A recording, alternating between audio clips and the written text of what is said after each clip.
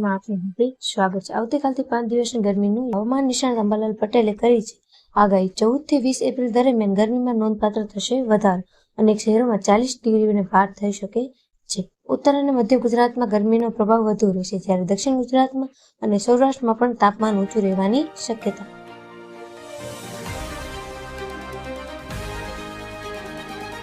નામ નક્કી। પૂર્વ મેયર અને પૂર્વ કાઉન્સિલર સહિત 30 જેટલા દાવેદારોને નામ નિશ્ચિત। અંત સુધીમાં ઉમેદવારના નામની થશે સત્તાવાર જાહેરાત। વડોદરાના કભોઈ ભાજપની જડ છોડીને કોંગ્રેસમાં ઘર વાપસી કરી। બક્ષી પંચમહાલ મોરચાના જિલ્લા પ્રમુખે 25 કાર્યકર્તા સાથે ફરી કોંગ્રેસની વાટ પકડી। કોંગ્રેસ કાર્યાલય વિશ્વેશ પટેલની આગેવાનીમાં કોંગ્રેસમાં જોડાયા। ઘર વાપસી બાદ કાર્યકર્તાઓએ કર્યા ભાજપ પર પ્રહાર। કાર્યકર્તાઓને ફોસલાવીને ભાજપમાં જોડાયા હોવાનો આક્ષેપ।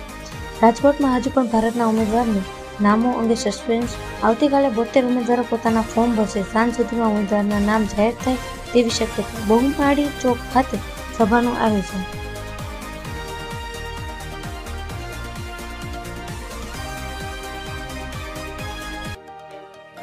કોંગ્રેસમાં ગયેલા પાટણ વાવના સરપંચની રાત્રે ભાજપમાં ઘર વાપસી। કાનાભાઈ સવાલિયા ફરી કેસરીયું ધારણ કરી ભાજપમાં જોડાયા। ભાજપ અગ્રણી રાજુ બાલદાણી હાજરીમાં ભાજપમાં પરત ફર્યા।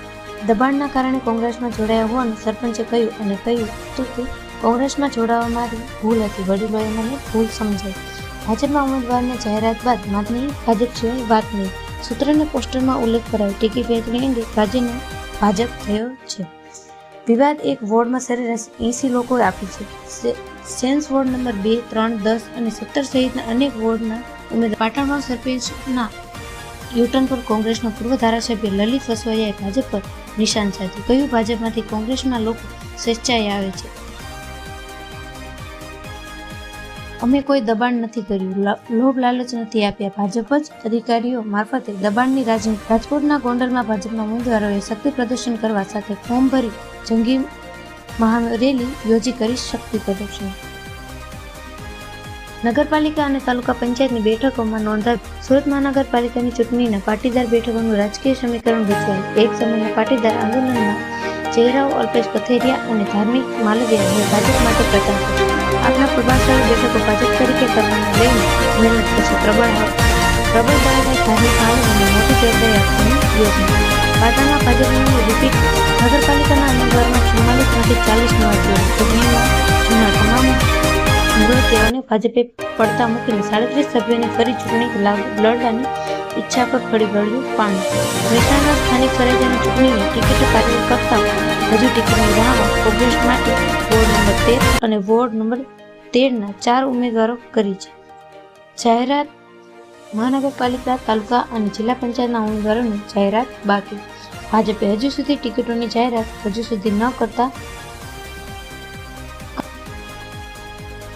નવસારી મહાનગરપાલિકાના ચૂંટણી અંગે ભાજપની બંધારણે બેઠક ઉમેદવારોના નામ જાહેર ન કરતા મૂંઝવણ। વકીલોની ટીમ બનાવી સંભવિતતાની ચકાસણી કરી। નવસારી કોર્પોરેશનના 13મા વોર્ડમાં 52 ઉમેદવારની અન્ય યાદી જાહેર નહીં કરી। પાટીદાર ઉમેદવારો સીધા જ ફોર્મ ભરવા કરી રહી છે જાણ। જિલ્લા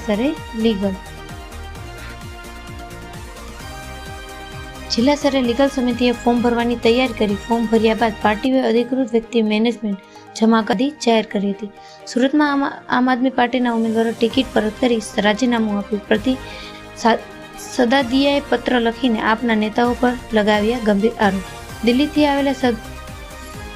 દિલ્હીથી આવેલા સહયોગી તથા પાટીદારોના બની બેઠેલા નોનસેન્સ સોદાગરોએ ફક્ત ફંડ ઉઘરાવવા જ માનતા હોવાનો આક્ષેપ કર્યો। પ્રીતિ સદાદિયા પરંતુ ટિકિટ અન્ય વોર્ડમાંથી મળતા નારાજગી। ચૂંટણીના ઉમેદવારોએ જાહેર કરતા આપનું ભોપાળું। આમ આદમી પાર્ટીએ ભાજ્ય કાર્યકર્તાને જ આપી ટિકિટ। વિરમગામ તાલુકાના ઓગણ બેઠક પર ભાજપ કાર્યકર્તાનું નામ જાહેર। સભ્યો કોંગ્રેસમાં જોડાય। નર્મદામાં આપ ધારાસભ્ય ચેતર વસાવાએ કર્યું શક્તિ પ્રદર્શન। ચેતર વસાવાની આગેવાનીમાં યોજાયો ભવ્ય રોડ શો। સાગબારા તાલુકામાં પ્રથમ જનમેદની સાથે ઉમેદવારોએ ભર્યા ફોર્મ। ડેડાળિયા તાલુકામાં પણ ભવ્ય રેલી યોજાઈ, હજારો ઉમેદવારો ફોર્મ ભર્યા।